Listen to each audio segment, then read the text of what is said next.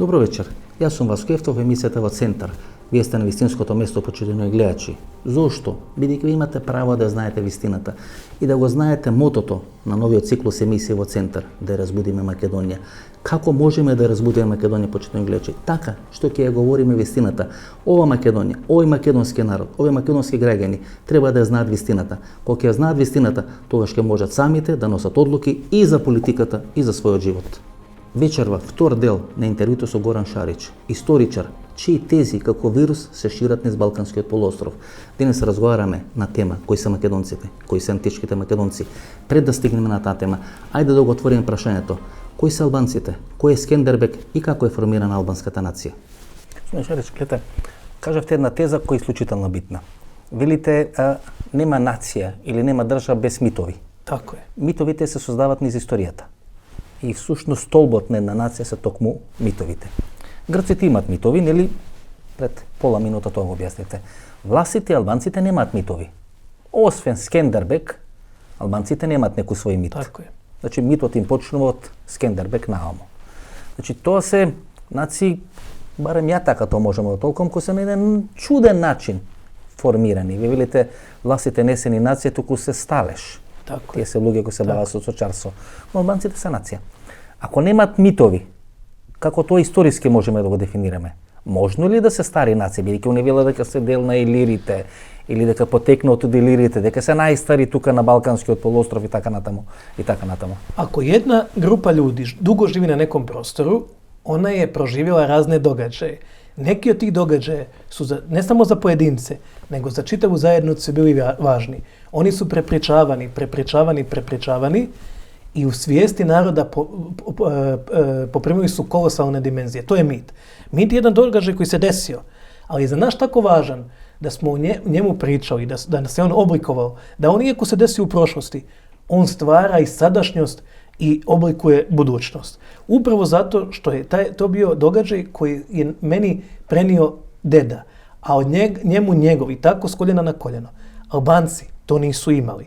Zašto nisu imali? Jer oni kao nacija nisu postojali. Znači oni imaju tek Skenderbega. Znači tek kad su došli na Balkan kao jedna grupa ljudi, a i taj Skenderbeg nije bio albanskog porijekla, što oni, neki od njihovih historičara i priznaju, a i ta priča je forsirana iz strane Beča i Vatikana, jer vi pre 100 godina niste mogli naći nijednog Albanca koji bi vam rekao ja sam Ilir, moji slavni ilirski preci. Danas imate jako puno Albanki koji imaju recimo ime Teuta. Međutim, ako odete u Dalmaciju, svugdje ćete naći predanja o Teuti. Ako odete u Hercegovinu, možete ih naći. Ako odete u Crnu Goru, grad Tivac se zove po Teuti, imate predanje gdje se Sorjena bacila Teuta.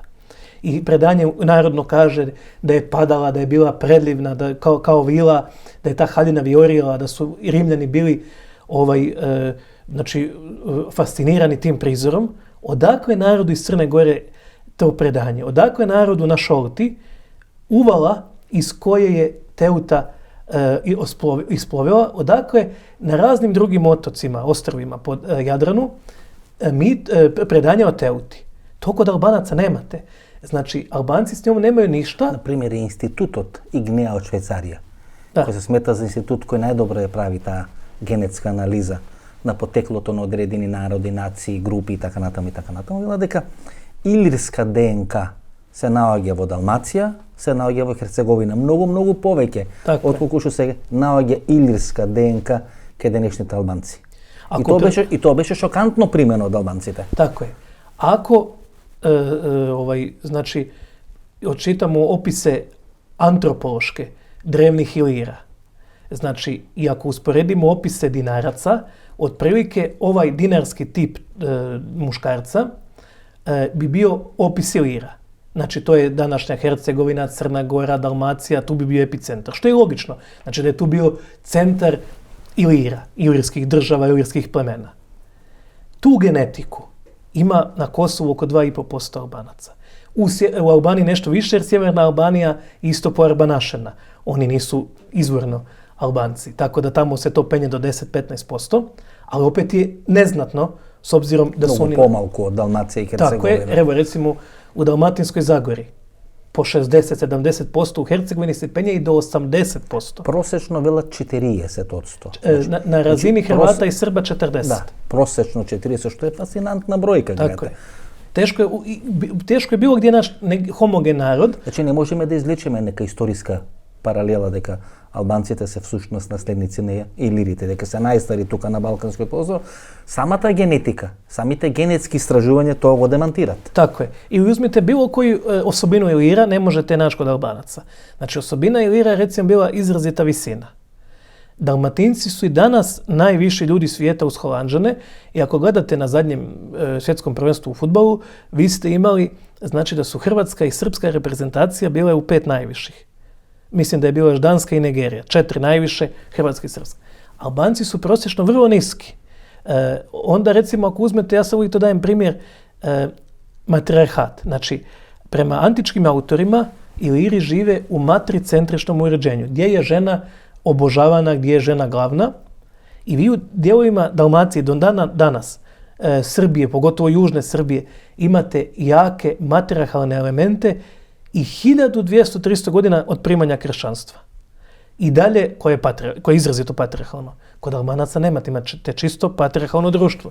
Ako odemo dalje, jedan od najvećih kultova kod Ilira je bio kult alkoholizma.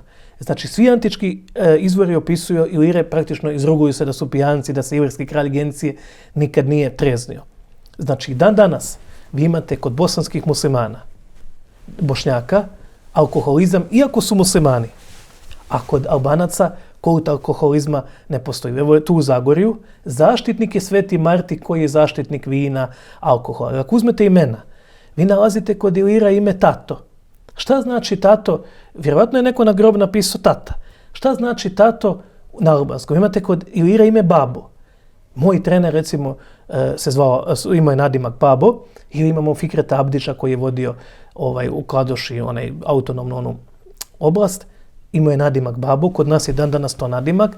Imamo kod Ilira Grabo, njihov jedan kralj se zvao Grabo, iz plemena Grabeji se to piše, to bi bili Grabi, ili Grabići, Grabovići, Grabovci, imate takve prezimena do dan danas. Imate recimo na istom mjestu gdje su danas Labovići, ilirsko pleme Labeati. Imate na mjestu gdje su danas Čeranići, ilirsko pleme Čeruani. Gdje su danas Deretići, ilirsko pleme Deretini. Imate prezime, kod Tračana imamo pleme Terzi, danas imate prezime Terzić. Imate brojna imena, recimo u Hercegovini. Najčešće ime za vrijeme Ilira na grobovima je Ande ili Ante. I dan danas je u Hercegovini to najčešće ime. Brojni primjeri, brojne paralele koje kod Albanaca ne nalazimo. Recimo, našli smo jednu ilirsku riječ za kišu, dažg. I dan danas se u svim slavenskim jezicima kaže dažd za kišu i u okolini rijeke, u lokalnom dijalektu nikad se ne kaže da pada kiša, nego kaže se daždi. Takvih primjera mi kod Albanaca ne nalazimo, a ako ih nalazimo, došli su iz našeg jezika u njihov jezik. Да го повториме тоа што кажав именатата емисија. Горан Шарич е доктор по историски науки, човек кој е теолог, кој ги има завршено високите школи на Ватикан, знае како функционира Ватикан, имал достап до одредени тајни документи, тајни досија на Ватикан, затоа знае многу работи. Затоа може да ослика или да осветли многу работи од балканската историја. Затоа внимателно слушате о господинот Горан Шарич и многу работи ќе ви станат појасни. Тоа е мотото на емисијата, ви имате право да ја знаете вистината, почитувани гледачи. За да ја знаете вистината, треба да научите да слушате. Да слушате и да анализирате. Тогаш нема никој да може да ве лажи, па ниту македонските политичари. Грците. Како е формирана современата грчка нација? Бидејќи она грчка нација која ние ја познававме, нели? Од времето, не знам, на Перикле, на Аристотел, на Платон, на Сократ, тоа не е денешната грчка нација. Таа грчка нација во време на Византија сака да биде дел на Византија. Главните градови грчки се тамо во Мала Азија. Истанбул, Цариград, Фенер, нели, областа, Фенериоти, што се нарекуваат, Измир или Смирна и така натаму. Како е формирана современата грчка нација, бидејќи грците единствени се представуваат преку своите митови од стари 2500 години, ке се најстари. Мене ми се чини дека не е тоа баш така. Како според вас би можеле да објасниме генезата на формирање на современа грчка нација? Да, можемо отиći само jedan korak dalje da vidimo u stvari da nema ni te antičke Grčke onako kako su nas učili. O čemu se radi? 1200 godina, pa čak i više, prije nove ere, počeli su talasi naseljavanja Grka, koji su stizali na Balkan sve negdje do otprilike 400 godina prije Krista. Oni su živjeli uglavnom u gradovima, znači oni nisu bili ruralno stanovništvo.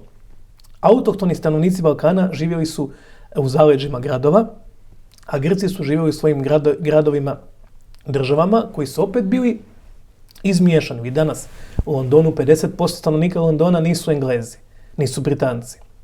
Ista stvar je bila tada sa Grčkom. Tu je bilo tog grčkog elementa koji je stizao iz Male Azije, koji je stizao vjerovatno i sa područja Bliskog istoka, pa i šire, ali nisu nikad bili većina.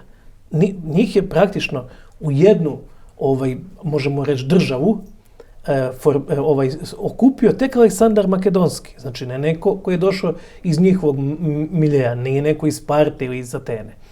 Sad, znači normalno da su kasnije, već kada dolazimo do stvaranja grčke nacije, 18. vijek recimo, pa 19. Sve ono što je bilo antičko pripisano je Grcima, to su tvrdili Britanci koji su stvarali grčku naciju. Znači antičko jednako grčko, a grčko jednako moderno grčko, ovo romejsko stanovništvo, grkofono, romansko, koje je tu ostalo od Vizantije. Znači, oni su tada formirani na temelju tih mitova da je postojala nekakva briljantna grčka civilizacija i to je negdje sredinom 19. vijeka već bilo formirano. Naravno, bilo je to i grčkog elementa, bilo je to i antičkog elementa, bilo je tu nekakvog, i najviše je bilo vizantijskog elementa, bilo je tu arbanaškog, albanskog, slavenskog, makedonskog, vlaškog, srpskog, ne znam koji sve nije bilo, pogotovo pa na kraju krajeva i oni koji su prešli na islam pa se vraćali, pa onda znamo i preseljenje koje je bilo pred 100 godina po završetku Prvog svjetskog rata kad su Grci dolazili iz Male Azije, a oni koji su se smatrali ili Turcima ili muslimanima prelazili nazad, odlazili u današnju Tursku. Znači isto tako jedna nacija dosta heterogena, što nam pokazuje genetika.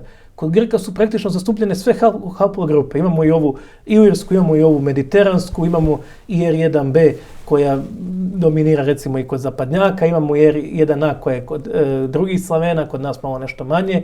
Znači imamo razne haplogrupe, tamo svaka grupa dođe do 20%, što pokazuje da su Grci vrlo heterogena nacija koja je stvarana uz pomoć Britanaca i Grčka je u stvari i oslobođena od strane Britanaca, gdje su Britanci htjeli tu na tim toplim morima jednog svog saveznika. Evo, na primjer, genetska analiza na той институт Игнея, кој го спомнуваме, кој прави одредена анализа на генетиката на денешните современи Грци, вели дека во нивната генетика или во нивното ДНК античните македонци учествуваат само со 5%. Илирите учествуваат со 10%, словените, што е интересно, учествуваат со 20% по денешното ДНК или генетиката на грците, феничаните со 20% и хеленски народ со 35%. Да. Значи, нема антички македонци во генетиката на современите грци повеќе од 5%. Тоа се значи истражување кои ги имаат направено швајцарците. Тоа е најдобриот институт за правење на генетски анализи. Гледате која е хетерогена структура на формирање на овие грци.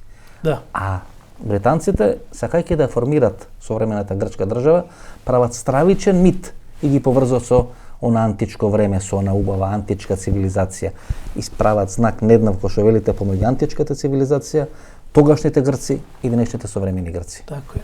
Znači, prvo, ta antička civilizacija nije u potpunosti grčka, nego su Grci bili samo jedan manji dio te civilizacije, a drugo, današnji Grci ne mogu se pozivati da su direktni preci te civilizacije. Naravno, među današnjim Grcima ima onih koji tu žive od helenističkog perioda. A opet kad dođemo šta je helenizam?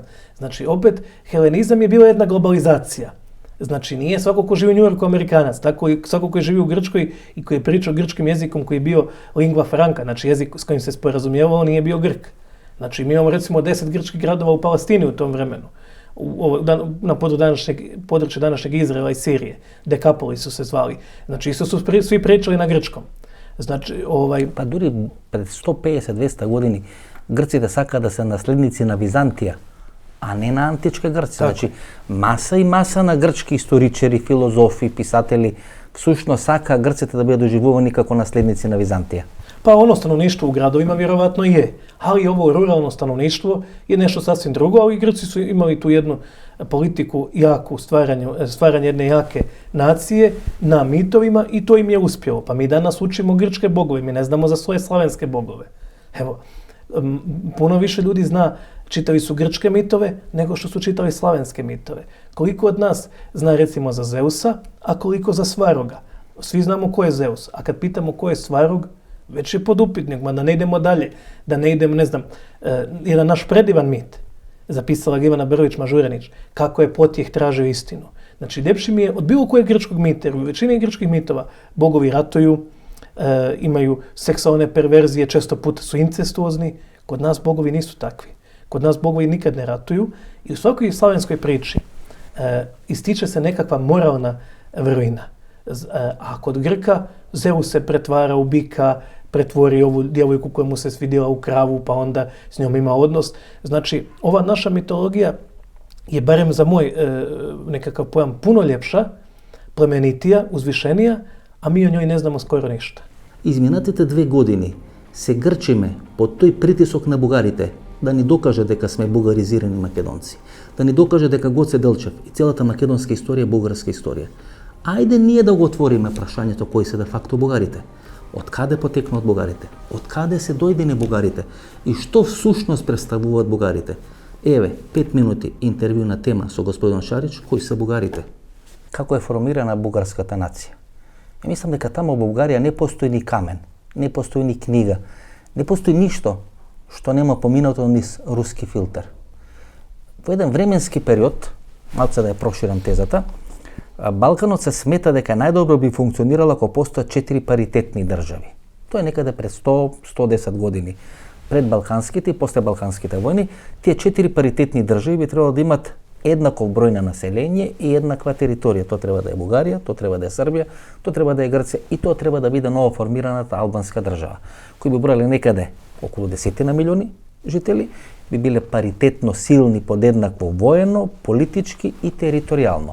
Зад Албанија стои Австро-Унгарија и Ватикан, зад Србија секој се смета дека стои Франција, зад Бугарија стои Русија, а зад Грција стои Велика Британија. Одиме сега на чекор понатаму да го анализираме моделот на формирање на бугарската нација. Ако се така поставени картите на масата, зошто на русите им било битно да биде формирана бугарската нација? Да, па ја би рекол да е за Србија стајала Аустро-Угарска, затоа што су Обреновичи били на неки начин саvezници Аустро-Угарске. И станува династичка битка, елиминирани со Обреновичи, доаѓаат Караѓорџевичи, претходно живеат во Франција и доминира таа француска линија пред 100 години. Постала е француска, али ипак е Србија примерно била саvezник Беча све до елиминација Обреновича. Имали су и тајне конвенции. 1903 година, атентатот и така натаму. Sad, znači kad pričamo o Bugarima, znači ukratko u 2 rečenice, ko su Bugari? Bugari su jedno turkisko pleme koje stiže na Balkan u 7. vijeku, ne zna se koliko, moguće da ih je bilo 10.000, moguće da ih i više. Nakon raspada avarskog kaganata u sukobu sa Francima, jedan dio Avara, vjerovatno njihovih srodnika, našao je svoje utočište u Bugarskoj i onda to bugarsko pleme uz lokalno stanovništvo i to turkijsko pleme Bugari, lokalno stanovništvo i ostatak Avara formira jednu moćnu, jaku državu koja je u svojom najjačem nekakvom periodu stizala čak i do današnje Hrvatske. Bila je vrlo jaka i to je znači ta srednjovjekovna Bugarska gdje su ti pravi izvorni Bugari bili manjina i nisu zadržali svoj jezik. Oni danas ne pričaju na tom turkijskom jeziku. Sad, зборуваат на словенски јазик. Така е. Како останатите словенски народи на Балканскиот полуостров, а бугарите не се словенски народ. Така е. Имаме 2 примери, да речеме маđарите и бугарите. Маđарите се обкружени со Словени, но го задржуваат својот јазик и ги маđаризираат словените на територијата на денешна Маđарска. Бугарите се словенизирани, иако се доминантни, тие се словенизирани од околните словенски племиња, што се 2 различни процеси. Така е, zato što razlog je u tome zato što su Mađari konstantno bili ta ista elita, znači ta ugarska elita, nametnula je lokalnim Slovenima vlast u tadašnjoj Velikomoravskoj kneževini i nikad se nije mijenjala. A ovo sad smo rekli, kad je došlo dio tih Avara, Avari su prema svemu sudeći pričali slovenski. Znači, moćna bugarska država bila je spoj Bugara i Avara i tu je taj slavenski jezik prevladao i to pokazuje još jednu stvar. Koji su Bugari jezik zatekli kad su došli u 7. vijeku? Nisu zatekli albanski na području Bugarske, nekakav nepoznati trački, nekakav, ne znam, kakav romanski, grčki. Zatekli su slavenski jezik. Znači, Bugari dolaze u 7. vijeku na Balkan i prihvaćaju jezik stanovnika Balkana koji je slavenski. E sad, znači, u 19. vijeku Rusija, upravo zbog veza, još od Karađorđa, Srbije i Beča, igra cijelo vrijeme na kartu Bugarske. I pokušava stvoriti veliku Bugarsku, i to vam je u stvari i onaj rat između Srbije i Bugarske je bio rat gdje Austrija gura Srbe na ruskog saveznika. A San Stefanskim mirom stvorena je velika Bugarska, koja nikad nije, nažalost, nije nikad...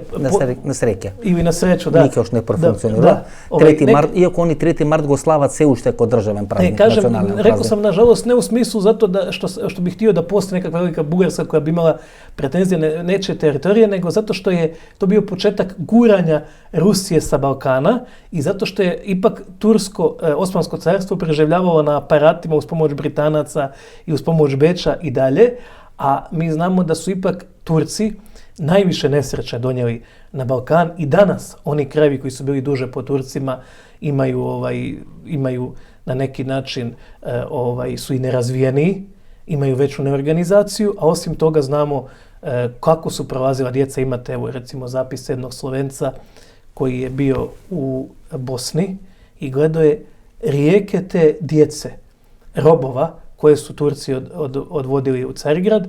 Tako da Turska je donijela ovdje samo nesreću na ove prostore. Osim toga, mi smo već bili podijeljeni sa 2 vjere tada. A onda smo podijeljeni i sa 3. Tako da su Sloveni, nažalost, najveće žrtve i raskola u kršćanstvu i dolaska islama, jer smo mi, nažalost, podijeljeni i na temelju toga onda često dolazimo i u sukobe, ratujemo za tuđe interese. Znači, Velika Bugarska bila je ruski saveznik, ruski projekat koji nije uspio. Kako bi je definirali денешната или современата бугарска нација? Современата бугарска нација го заборава тој свој туркменски или татарски корен, иако до пред 150 години мноштво на бугарски историчари тоа го признават. И најпознатите бугарски историчари тоа го признават. Па дури пред 150 години кога се тие руско-турски војни, бугарските историчари или тогашните бугарски властели им велат на населението или на рајата: немојте да им помагате на турците. Русите се нашите пријатели. Ние сме Словени како русите. Да. Што може да се видат во бугарски книги кои тие сакаат да бидат заборавени, меѓутоа постојат траги дека всушност бугарите во еден временски период се чувствувале многу поблиски до турците отколку што се чувствувале до русите. Тако е, да. А у ствари izvorni ti Bugari koji su bili manjina, oni su manjina u današnjoj bugarskoj naciji, ali su bili taj vladajući stalež, su braća ili rođaci i Turcima i Mađarima. Svi troje su, evo recimo vi imate u starim izvorima, naši autori pred 300-400 godina i Mađare nazivaju Turci. Znači i Mađari nazivaju jer su i Mađari iz te skupine turkijskih plemena. Bugari su prema svemu sudeći došli sa Volge. Možda im je otuda i dolazi ime. Znači u jednom periodu su živjeli na Volgi i onda provaljuju u tadašnju Trakiju. Znači oni jesu manjina u današnjoj bugarskoj naciji i bugarska nacija s pravom može se pozivati na svoje nekakve slavenske korijene, ali samo ime i taj nacionalni identitet formiran je u srednjem vijeku preko tog jednog turkijskog plemena. A tek kasnije, onda uz pomoć Rusa i kad su se oslobađali od Turaka, gradili su svoju naciju na slavenskoj osnovi. Кога читате од каде потекнуваат Медлин Олбрайт, Сорос или државниот секретар Кери, таму пишува дека потекнуваат од Источна Европа и дека во текот на Втората светска војна или пред Втората светска војна тие се иселени од Источна Европа и се доселени на територијата на Соединетите американски држави. Во наредните 50, 60 или 70 години доаѓаат на клучни места во американската администрација. Тие се луѓе со потекло еврејско или со еврејско потекло кои се доселени во Источна Европа, претежно од Шпанија и Франција под налетот на инквизицијата или под налетот на Римокатоличката црква. Ние го отвараме прашањето на евреите, на еврејското лоби, на еврејското влијание, бидејќи тоа е клучно, почитувани гледачи. Сите овие процеси кои се случуваат во и околу Република Македонија може би имаат одредено влијание или одредена инфлуенца или одредена поврзаност со тоа еврејско лоби. На крајот на криштата и опремата за присточкување е купена од Израел. На крајот на криштата денес во Будимпешта и во Маđарска, без разлика на конфликтот помеѓу Орбан и помеѓу Сорос, се уште владат евреите или еврејското лоби. Тамо се крие Никола Груевски.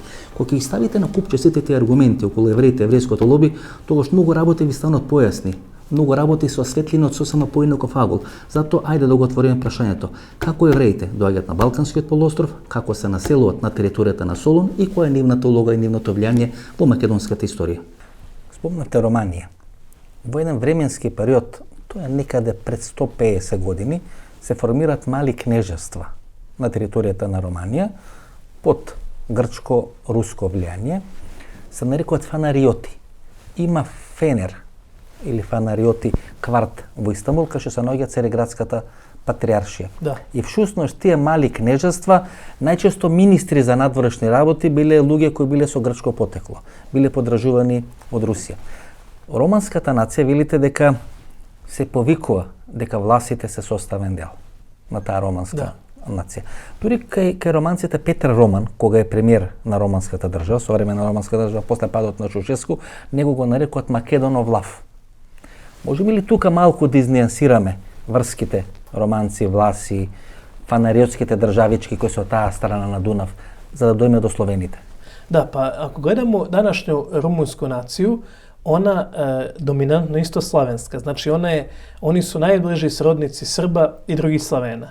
A kako onda oni pričaju tim nekim romanskim jezikom koji nije slavenski? Pa upravo zato što je pred 150, pa čak nešto i više godina, prvo preko faneriota, a kasnije preko unijata imate vrlo jaku unijatsku struju, u Rumunskoj stvarana ta nacija na romanskoj osnovi. Vama se isto moglo desiti u Dalmaciji, pošto ste vi u dalmatinskim gradovima imali ljude koji su bili ili Romani ili Mlečani ili su pričali na nekakvom tom jeziku koji je romanski, vi ste mogli da je bio interes Vatikana ili Beča, da danas čitava Dalmacija priča neki jezik koji bi bio mješavina slavenskog i romanskog.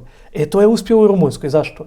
U rumunskim gradovima postojalo jako puno ostataka rimskih legionara, jer su uvijek uz granicu legionari poslije dobijaju nekakvu zemlju da budu prvi na udaru kad su veterani upada nekakvih plemena. Znači tamo je bio jedan veliki dio tog etnosa je bio porijeklom romanski, ali ipak manjina. I tako da je u njihovom jeziku postojalo dosta romanskih riječi, ali do danas imamo 9000 slavenskih riječi u rumunskom. Najpoznatija recimo njihova riječ za snijeg je zapada, ono što je zapadalo.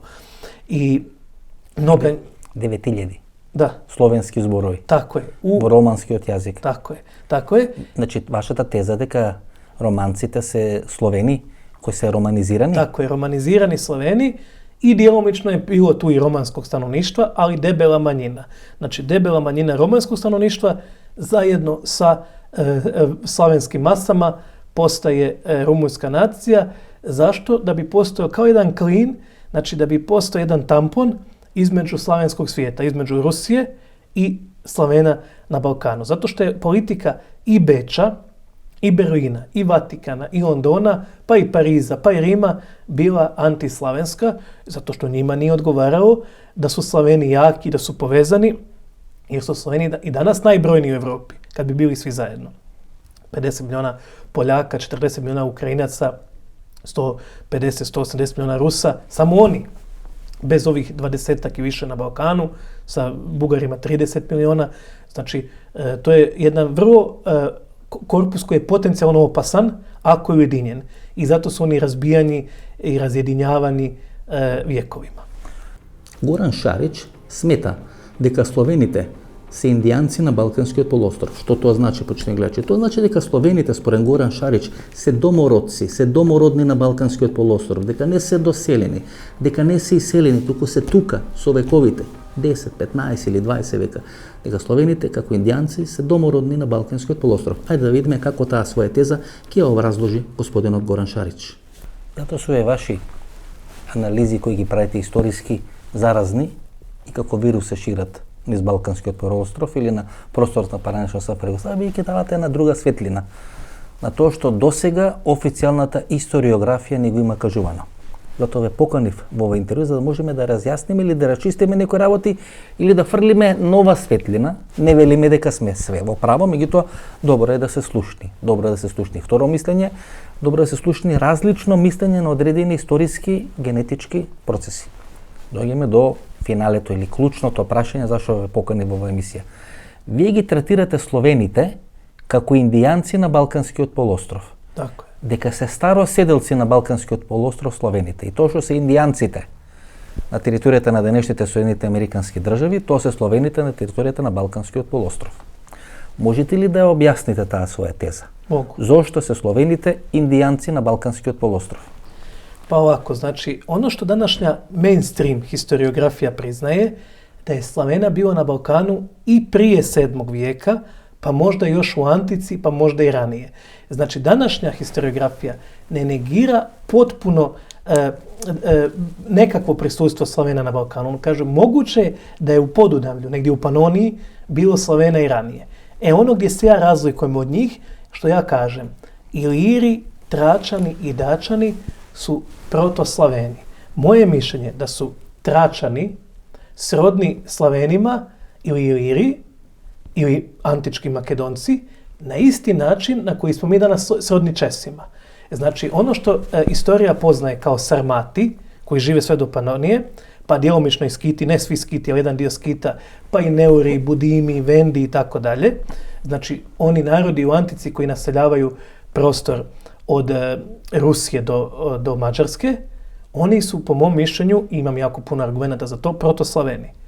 A ovi ovdje, Iliri, Tračani, Dačani, Dardanci, Tribali i mnogi drugi, kako su ih već sve nazivali, su srodnici tim narodima. E sad, gdje su dokazi za to? Pa prije svega genetika. Ako mi odemo u Lepenski vir, vidjet ćemo da već tamo nalazimo I2A haplogrupu, koju danas nosi 40% Hrvata, Srba i Bošnjaka, 30% Makedonaca i tako dalje. Znači, to je jedna od haplogrupa koja postoji na Balkanu najmanje 10.000 godina, a koja je kod nas najzastupljenija. Drugi dokaz bi bio antropologija. Ako mi gledamo, recimo, procese antropološke na lubanjama ljudi na Balkanu, mi vidimo da se lubanja u kontinuitetu smanjuje. To se naziva brahigranizacija. Taj proces bi bio poremećen ako su u 7. vijeku došli neki potpuno drugi ljudi. Ako gledamo, recimo, fizičke osobine tih ljudi, oni otprilike liče, što mi je potvrdio, recimo, i dr. Srboljub Živanović, možda najveći antropolog iz bivše Jugoslavije, to su otprilike antropološki po skeletima današnji Slaveni. Znači, otprilike su isto. Još jedan dokaz bi bio predanja. Znači, mi imamo predanja koja sežu još i prije Rima. Nedavno sam bio u Istri, pričali su mi ljudi predanje o tome kako su se ljudi u Istri bunili protiv Rima, kako su digli pobunu u mjestu Mutovran protiv Rima. Onda bi, recimo, tu bila lingvistika. Mario Alinej, vodeći svjetski paleolingvista, piše da su i ovi zapadnoslavenski jezici i istočnoslavenski nastali iz južnoslavenskih, jer kaže, međusobno nisu slični, nego su slični južnoslavenskom nego što su jedan drugom. Znači, nije išlo ovako, nego je išlo ovako. To je raseljavanje i on tvrdi da je Podunavlje u stvari pradomovina Slavena i slavenskih jezika. Alemko Gluhak, najveći hrvatski lingvist koji vodi sekciju u Hrvatskoj akademiji nauka ili znanosti za lingvistiku, kaže ovako, da je u Podunavlju bilo Slavena još u Antici pa i ranije. Znači, mi dolazimo do toga da imamo lingvističke paralele. Na primjer, evo kod vas, Bela Zora. Šta znači grad Bela Zora u Antici? Na kojem je to jeziku? Ili Bila Zora, u stvari.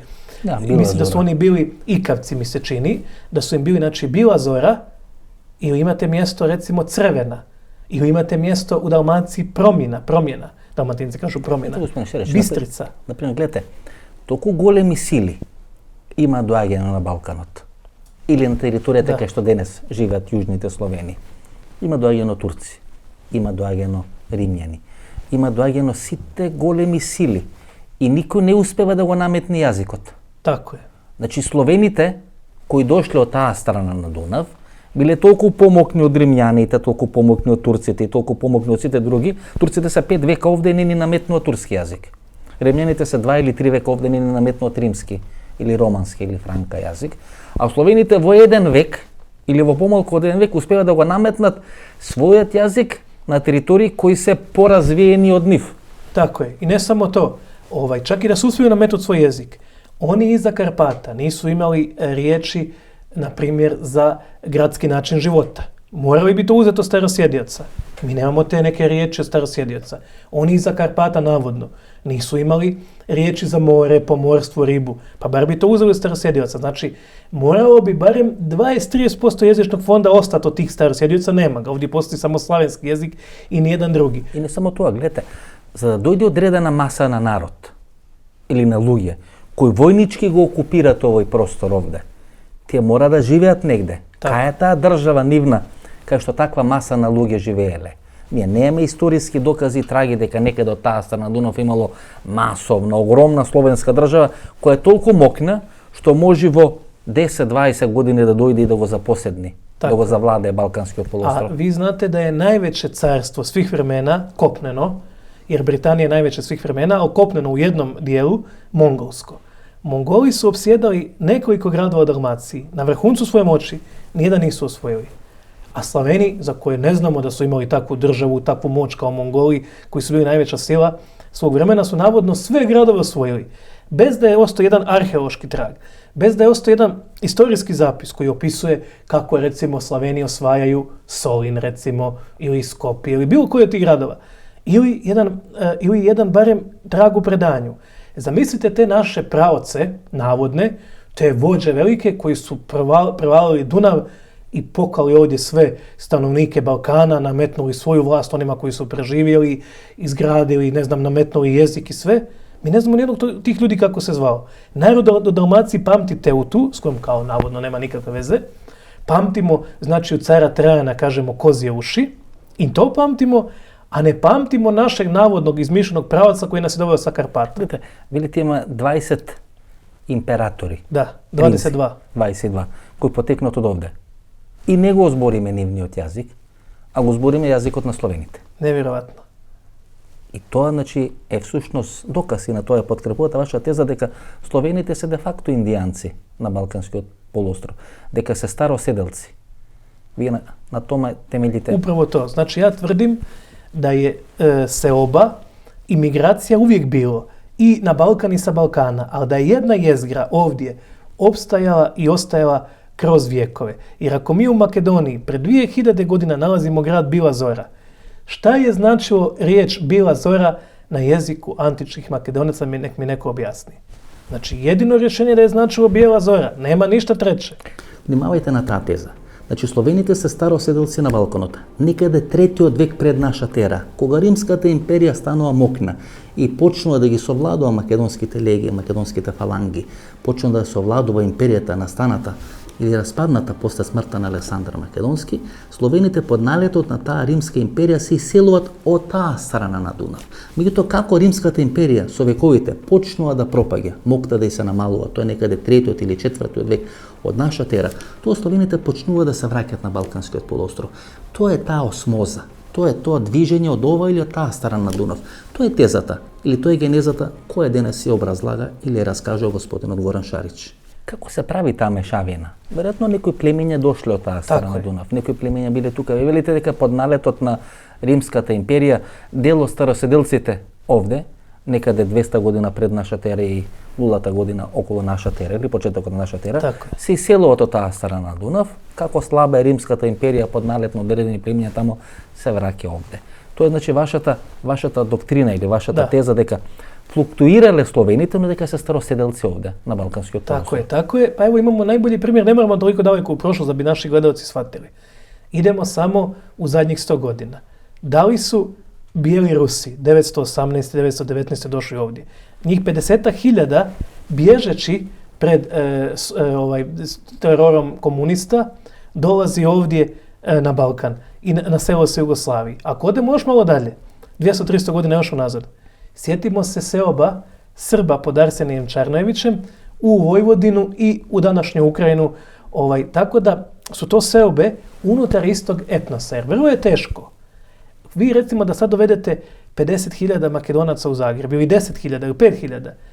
Teško je, stvara se neprijateljstvo između došljaka i ovih domaćina. Ja sam imao primjer iz svog života u okolini Rijeke, jedno mjesto koje se zove Viškovo, gdje živi jako puno Hrvata doseljenih iz Bosne. Domaći stanovnici ih nikako ne prihvaćaju. vrlo je veliko neprijateljstvo, iako se radi o Hrvatima, jedni drugi su Hrvati, jedni drugi su katolici. I živimo u 21. vijeku globalizacije i tako dalje, tolerancije.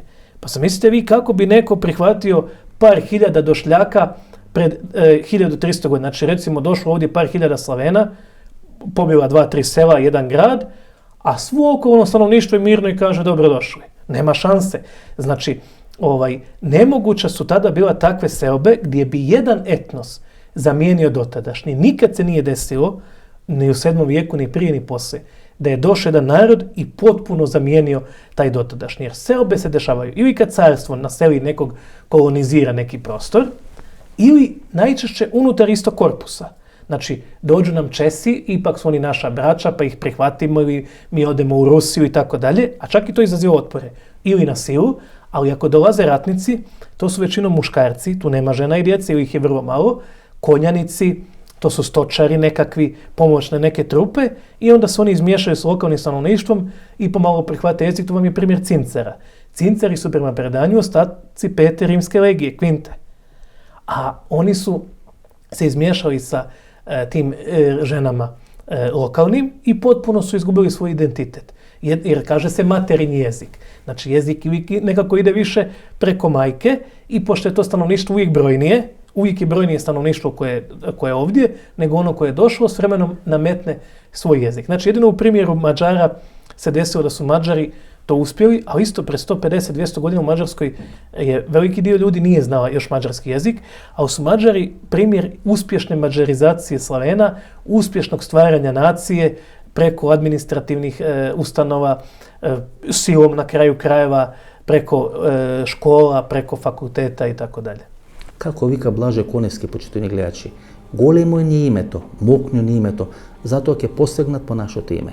За да посегнат по нашето име, треба да ни докажат дека историјата не ни чини, дека историјата не е фалсификувана, дека ние немаме никакви врски со историјата, дека сме асимилирани, дека сме доселени, дека сме населени, така натаму и така натаму. Ке слушате, како што слушавте многу приказни, дури и околу оваа емисија ќе има многу полемики, ќе ви убедува дека тоа не е така, дека човекот не ја говори вистината. Меѓутоа вие знаете дека ние сме староседелци тука на Балканот, дека ние со право го носиме името македонци, дека може би да има одредени одроди во нашата историја или во нашата генерација кои направиле да не се чувствуваме горди како македонци. Меѓутоа тоа е само една капка во морето, еден миг во векот и тоа ќе помине, почитани гледачи. Како ќе помине? Ќе дојде време на нови генерации, на нови политичари, на нови новинари, на нови историчари кои наново ќе напишат македонската историја, наново ќе се обратат пред македонската нација, ќе побарат прошка од македонската нација и на таа нова македонска нација ќе ја ветат една многу подобра и многу поубава иднина. И добро, кој би ве прашал, кои се словените? Од каде потекнува словените? Што е карактеристика на словените? Што би ми одговориле? Бидејќи тоа што ние го учиме, словените се дојдени од таа страна на Дунав, дошле тука 6. век, има одредени предања околу опсадата на Солунг, има во делата на Кирил и на Методи или во писањата на Кирил и на Методи, и тоа е она историја која ние учиме. Можеме да ја прифатиме, можеме да не ја прифатиме. Тие што сме радознали, сакаме да слушнеме други работи, другите кои не се радознали ова време на транзиција и не примат нови информации. Кој аз вас би ја прашал кои се словените, кај се словените, што е карактеристика на словените, што би ми одговориле? Да. За мене su Sloveni oni originalni pokretači i zemljoradnje, poljoprivrede i svega onog što se desilo na Balkanu pre 10.000 godina. Jer ono što danas otkriva arheologija, istorija i to svjetska, da se na Balkanu razvila prva evropska, a možda i svjetska civilizacija. Mi je znamo pod nazivom Vinčarska kultura, u Bugarskoj ona Karanovo, Tripoli u Rumunjskoj, Impreso, Danilo Hvarska, ona Butmirska u Bosni i Hercegovini, ona ima razna imena.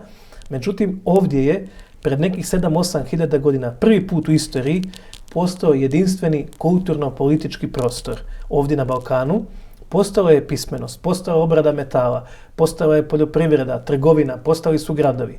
Znači, Slaveni bi bili originalni pokretači te prve evropske kulture i civilizacije koji su s vremenom pod naletima raznih osvajača i sa istoka i sa zapada praktično postali indijanci te iste Europe.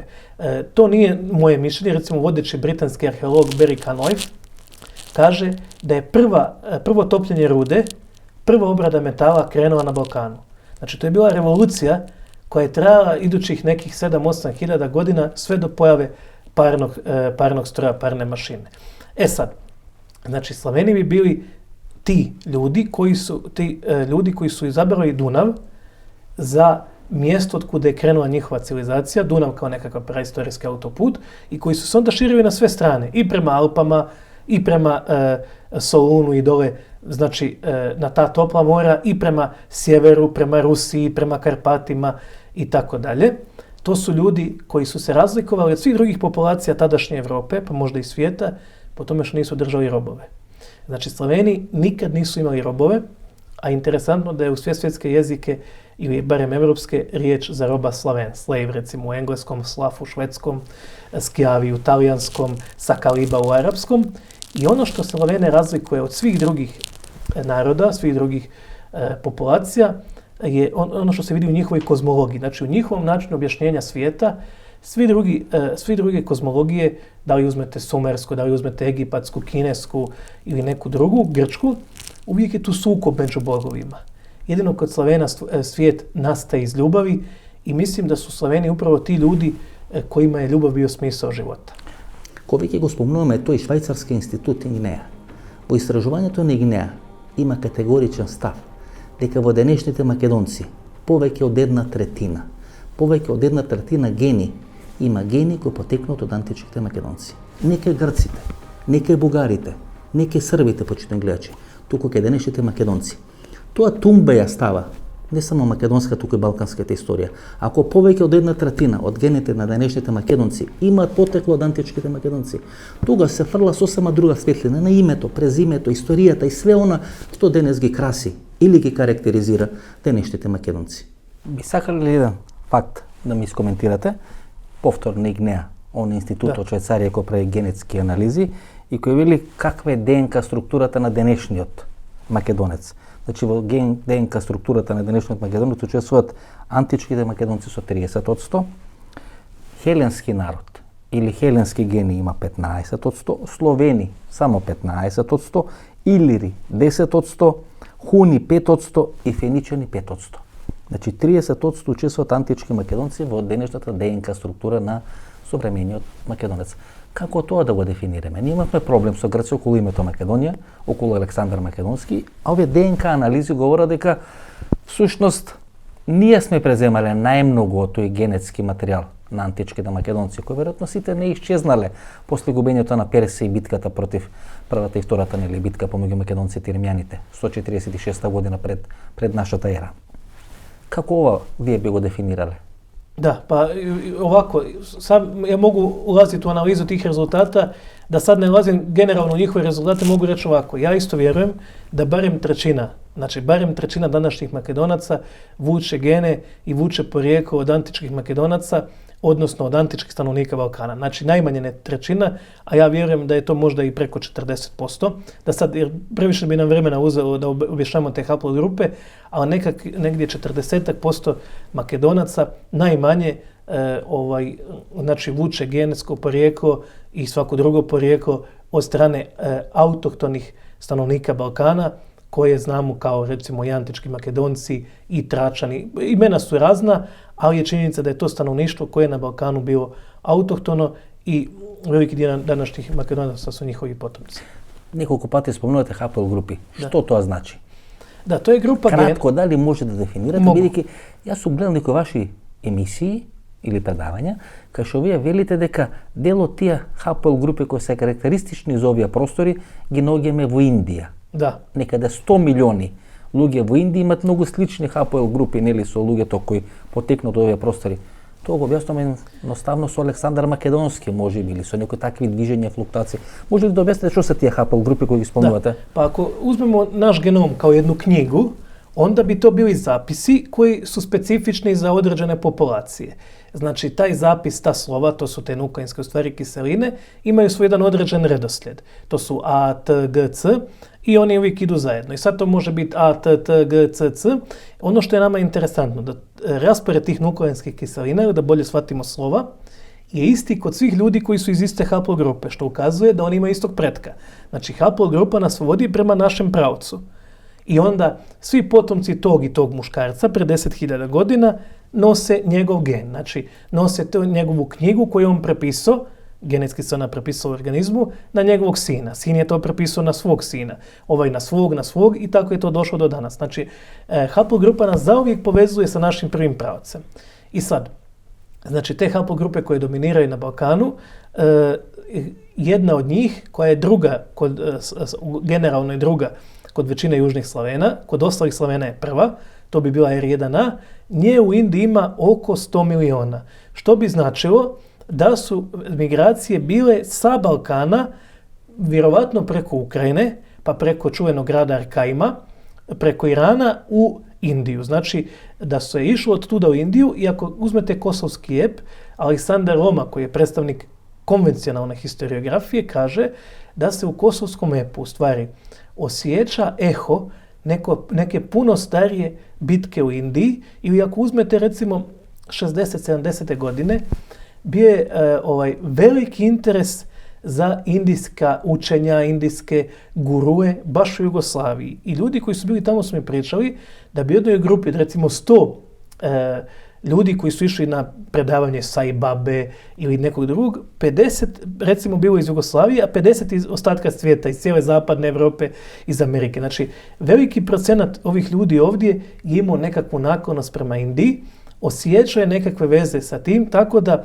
ta civilizacija koja je došla nakon Mohendžodara i Harape, znači to su civilizacije puno starije, a onda negdje 1500, možda malo više godina prije nove ere, dolazi taj prodor Arijevaca, prema svemu sudeći to su Slaveni, a što ste vi rekli i u vrijeme Aleksandra Makedonskog još više puta je bilo, naši su preci dolazili od Indije, to je ta nekakva nevjerovatna veza Balkana i Indije i upravo taj Stefan Verković koji je bio u Makedoniji omiljen od narodu, čovjek koji je dao sav svoj metak da skupi ta narodna predanja, naše brojne pjesme, baš u Makedoniji ili u Bugarskoj ili u Južnoj Srbiji ili na Kosovu, koje nevjerovatno liče na Vede, na pjesme iz Mahabharate, iz Ramajane, iz Upanišada. Znači, nevjerovatna sličnost indijske poezije i one koje je nalazio u našim krajevima. Обеше емисијата во Центар, јас сум Васко Ефтов, почитувани гледачи. Вечера можете да последите вториот дел на ексклузивното интервју со историчарот Горан Шарич, човекот чии тези, чии историски сознание како вирус се шират низ Балканскиот полуостров. Ние се гледаме во четврток. Внимавајте, четврток 22 часот. Ново продолжение на емисијата во Центар. Се гледаме. Пријатно вечер.